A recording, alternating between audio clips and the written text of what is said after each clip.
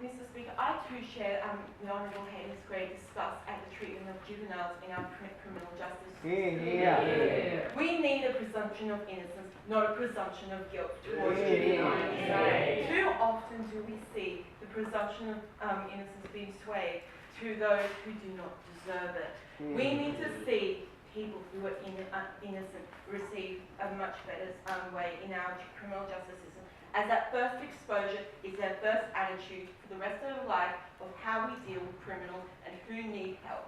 Mr. President, I would like to bring the story of Corey brought to the House.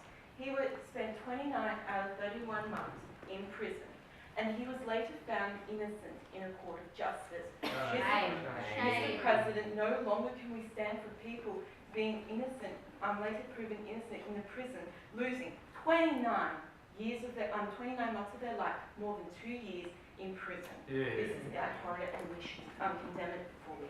Mr. President, there has been also discussion about the logistics of this housing crisis. Mr. President, we spend money in remand, we spend money in prison, and I say that we should spend money towards rehabilitating these youth who have not been given a chance. Mr. President, we need to give them a chance. We need to give them a chance so that they too can be amongst the leaders of tomorrow. The leaders who choose how to deal with this nightmare of logistics, which to me is much more personal than anyone can imagine.